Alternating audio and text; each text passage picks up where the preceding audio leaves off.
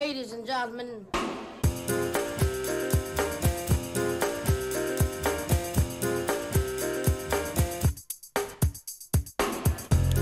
Et à 9h moins le quart, Frédéric Vion est avec nous pour nous raconter ce qu'il a Oui. trouvé ce matin dans les pages culturelles de la presse. D'abord, une belle exposition, ou deux belles expositions, ou une exposition double. C'est dans La Croix et dans Libération. C'est une exposition double parce qu'il s'agit, au même endroit, la Fondation Vuitton, d'une mise en regard de deux grands artistes séparés par presque un siècle. Donc c'est une exposition double. Voilà, oui. C'est double exposition, comme les appartements.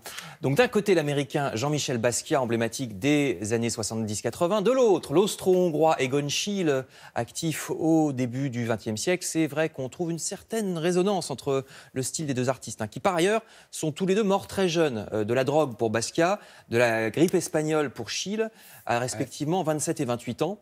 C'est jusqu'à la mi-janvier à la Fondation Vuitton dans le Bois de Boulogne à Paris que vous pourrez voir donc cette exposition.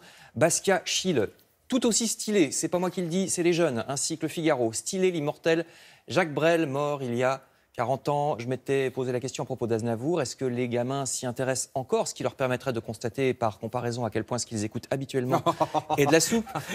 En tout cas... Mais qu'est-ce que c'est que ce truc? Il y a des jeunes qui nous mais il écoutent. balance. Les jeunes attention. chanteurs français, oui, ils disent que Brel est encore une référence pour eux, c'est ce qu'explique Bien le sûr. Figaro, que ce soit son rapport à la scène ou bien sa liberté d'écriture avec des structures de On texte étudie ses textes à l'école. Hein, très originales, voilà exactement.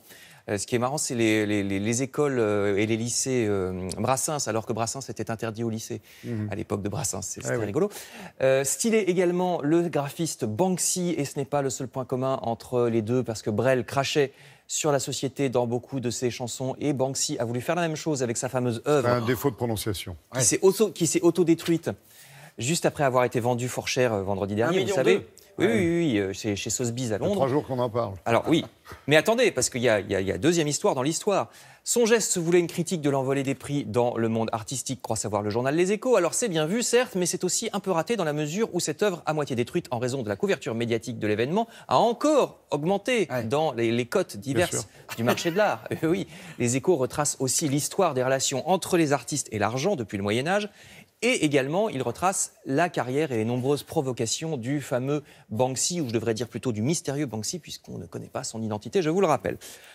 Je termine avec des livres. Là aussi, comme partout, il y a des arnaques écrites avec les pieds, mais qui se vendent quand même très bien. Mais il y a aussi beaucoup de bonnes choses. Et parce que la bibliothèque de chacun en dit beaucoup sur ce qu'il a dans la tête, intéressons-nous à cette double page du Figaro sur la prochaine vente aux enchères de la bibliothèque de feu François Mitterrand.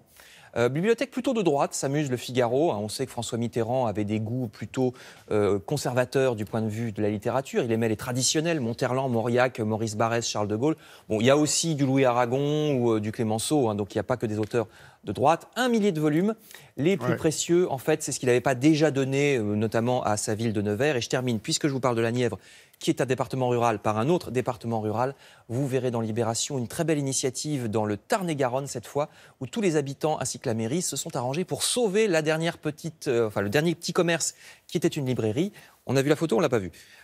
La voici. Ah, voilà. Parce que beaucoup de commerces ont été obligés de fermer parce qu'il y a un supermarché qui s'est Ouvert à implanté, côté. mais pas la librairie.